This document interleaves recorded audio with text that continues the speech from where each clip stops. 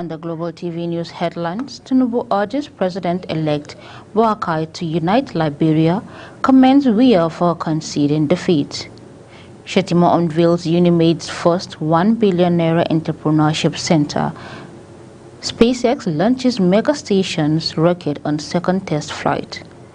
Custom handover seized fake $10,000 to EFCC. Plus, Super Eagles alive Kigali ahead of Sunday's encounter with Warriors.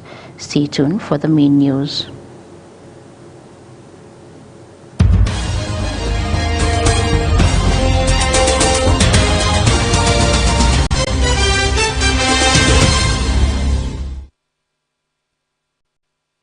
Hello and a very warm welcome to our viewers in Nigeria and around the world to Global TV News Express live in Nigeria's capital, Abuja. I am Fauziya Lukman. President Bola Tinubu, through his media aide Ajuri Ngilali, on Saturday morning congratulated the government and people of Liberia following the successful conduct of the Liberian presidential election. He enjoined the president-elect Joseph Boakai to unite the country and build the popular support expressed through the ballot box to deliver good governance to the people of Liberia. He also lauded the outgoing President George Weah for demonstrating uncommon leadership by conceding the election and averting any form of socio-political crisis. Former President Goodluck Jonathan has lauded the show of statesmanship by Liberian President George Weah in the just concluded presidential elections for accepting defeat to opposition leader Joseph Boakai. In his tweet on Saturday titled "Liberia Wins, Democracy Gains," Jonathan said he was pleased with the outcome of the democratic process in Liberia. The former Nigerian leader commended Weah for accepting defeat and congratulating his opponent ahead of the official declaration. He noted that the win and the peaceful election process was a plus for democracy and the West African region bloc, the economic community of West African states.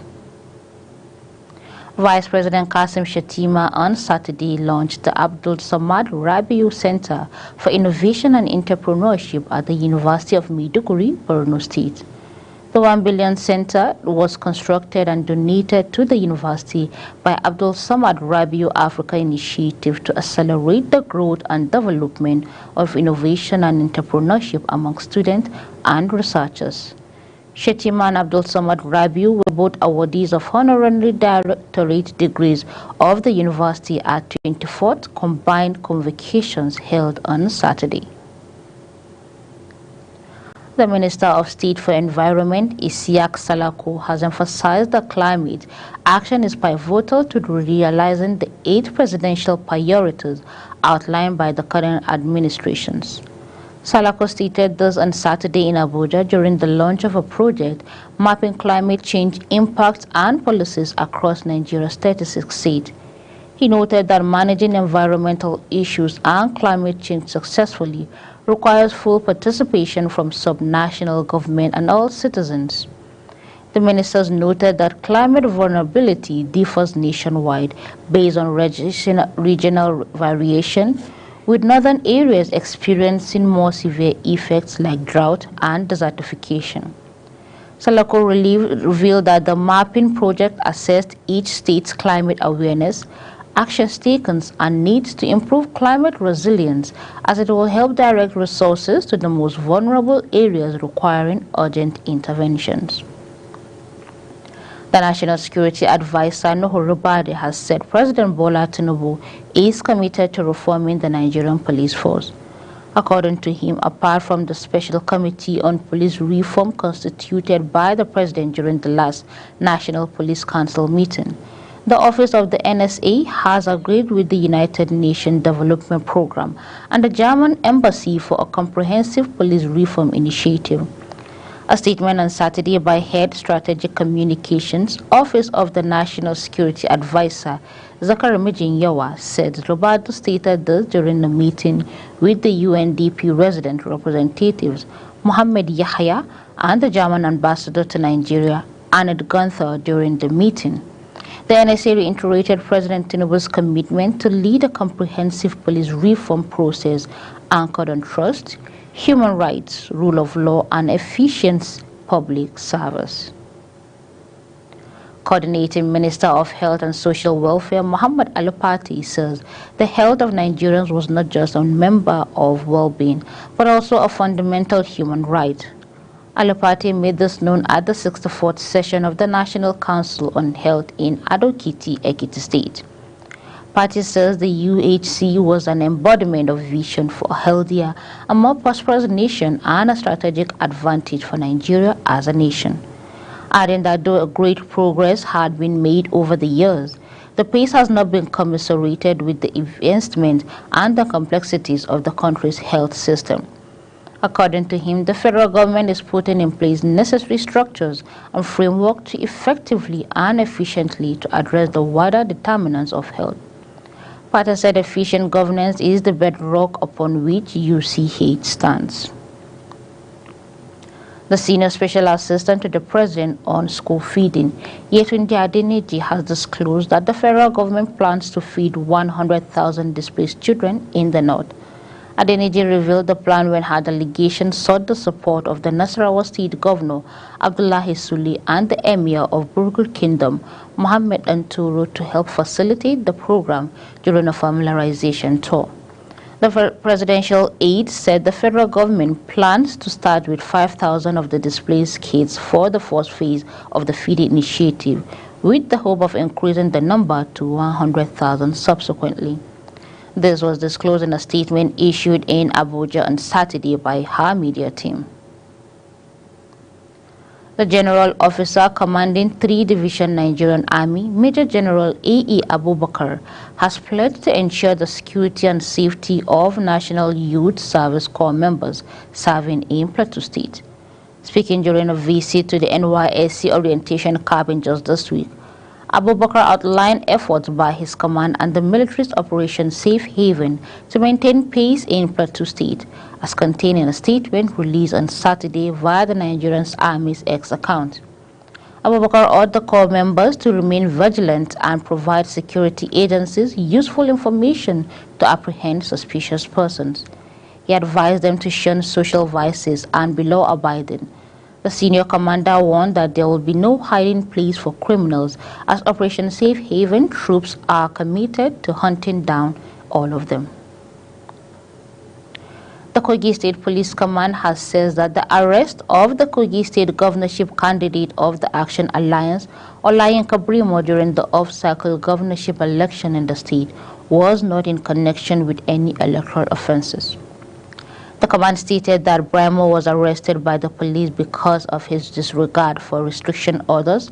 The following reports that the governorship candidate and some of his aides were arrested in the Kababun local government area of the state for allegedly having in possession some campaign materials which were kept in his vehicle.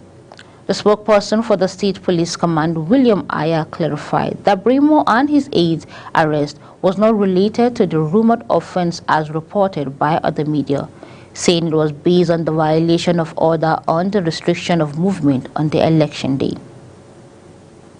The Federal Road Safety Corps has urged road users to prioritize safety as they ply the road before, during, and after the Yuletide. The Delta State FRC Sector Command Basi Eshiet gave the advice during a visit to road crash victims at the Federal Medical Center Asaba on Saturday in Asaba. Eshiet described road traffic crashes and fatalities as a public health crisis that requires urgent, concise, and dedicated actions.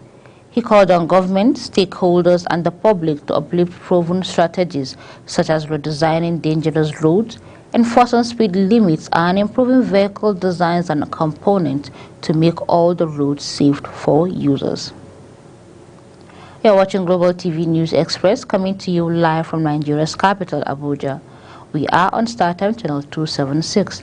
Kindly follow us across social media platforms using @GlobalTVNG and other handles now showing on your screen. When the News Express returns, Custom hands over seized fake $10,000 to EFCC. The news continues shortly with details of this and other stories right after this short break. Please don't go away.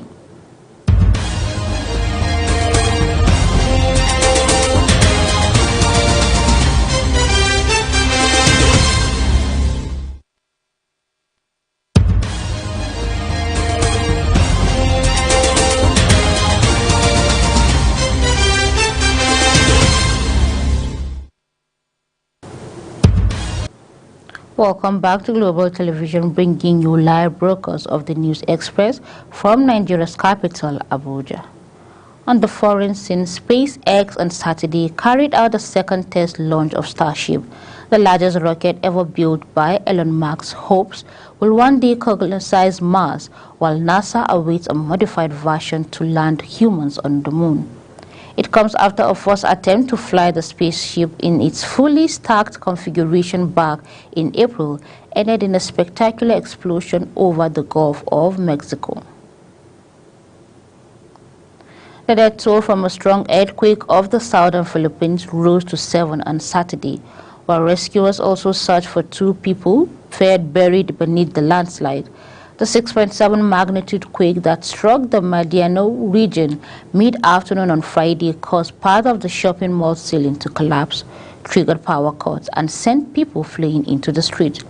The quake damaged 60 houses in 4 provinces, as well as 32 roads and bridges in the region, rescuers said. Quakes are frequent in the Philippines, which sit along the Pacific Ring of Fire, an arc of intense seismic as well as volcanic activities that stretches from Japan through South Asia and across the Pacific Basin. Indian rescuers have warned that it could take another 2 days of clearing rubble before they can reach 40 workers who have been trapped in a collapsed tunnel for nearly a week. Excavators have been removing debris since Sunday morning to create an escape route for the workers after a portion of the tunnel they were building collapsed in the Himalayan state of Uttarakhand. Rescue efforts have been slowed by debris that have continued to fall as workers labor to clear the tunnel. Engineers are trying to drive a steel pipe about 90 centimeters wide through the debris, wide enough for the trapped men to squeeze through. As of Thursday night, only 18 meters of pipe had been inserted into the debris with the help of the new machine. Rescuers have been communicating with the trapped men using the road radios, while food, water, oxygen, and medicine have also been sent to the trapped workers via a 6-inch wide pipe. Let's talk about business, where the Nigerian naira appreciated massively against the dollar on Friday, closing at 791 naira for $75 to a dollar. At the official market, the naira gains has more as a relief to many experts who had expected the Central Bank of Nigeria's recent move to clear some of its FX backlog to boost confidence in the currency. The domestic currency appreciated 6.24% to a close at 791 naira 75 kobo to a dollar at the close of business on Friday. Data from the NAFEM, where Forex is officially traded, showed, however, the naira weakened marginally at the parallel Forex market, where Forex is sold unofficially.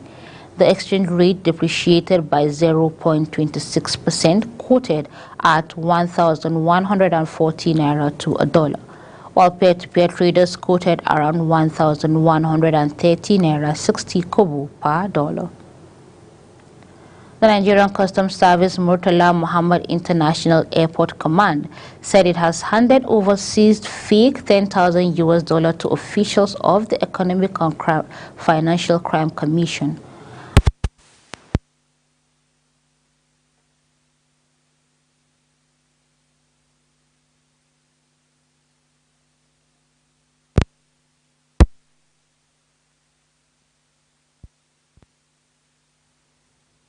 Act of Nigeria.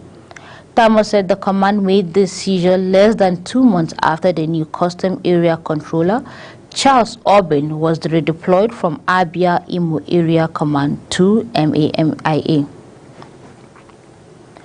The Super Eagles squad arrived in Kigali, Rwanda on Saturday for their 2026 FIFA World Cup qualifying fixtures against the Warriors of Zimbabwe on Sunday.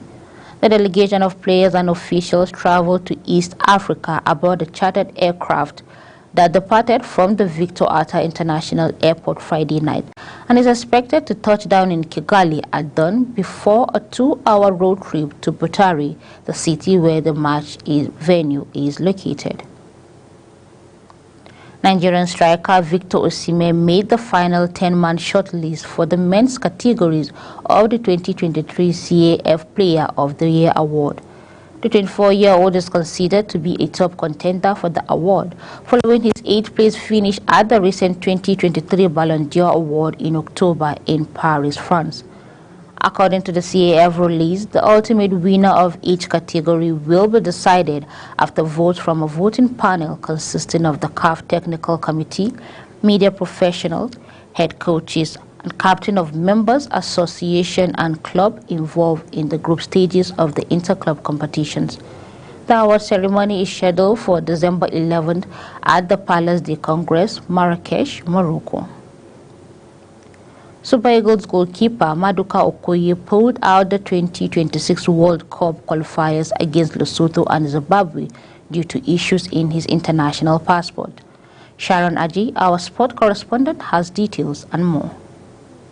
Okoye was initially listed in Osei Pasairo's 23-man squad but was replaced by Bendel Insurance goalie Amas Obasogi on Monday. Speaking with journalists prior to Nigeria's game against Lesotho at the Godswill Akpabio Stadium, Pasairo said the Udinese keeper had issues with his passport and had to resolve on time ahead of future international engagements. The passport issue would have affected his travel to Nigeria and also his identification for the World Cup qualifying games against Lesotho and Zimbabwe. Meanwhile, Super Eagles head coach Osei Pasairo has dismissed the suggestion he may be sacked by the Nigerian Football Federation (NFF) after Nigerians' 1-1 draw with Lesotho in the 2026 World Cup qualifier opener in Uyo. Speaking during his post-match press conference, Pasairo was asked if the NFF should decide to terminate his contract based on the results. Also, Pasairo expressed disappointment over the suggestion, and he also expressed displeasure over the result and the performance, saying his team tried but couldn't get to the maximum point. However, Lesotho stayed behind all through for 90 minutes. They only came forward 2 and 3 times. Sharon Ajay reporting for Global TV News. As we end the News Express, let's take a quick look at some of our top stories. Tinubu has urged President-elect Bokaya to unite Liberia, comments Weah for conceding defeat. VP Shettima has unveiled Unimade's ₦1 billion entrepreneurship center. SpaceX has launched Mega Starship rocket on second test flight. The Nigerian Custom has handed over seized fake $10,000 to EFCC. And we also told you Super Eagles arrived Kigali today ahead of Sunday's encounter with the Warriors. That's it on Global TV News Express. We're on StarTime channel 276. Kindly follow us across social media platforms using @GlobalTVNG and other handles now showing on your screen. On behalf of the production team, I am Fauziya Lukman, thanking you so very much for watching.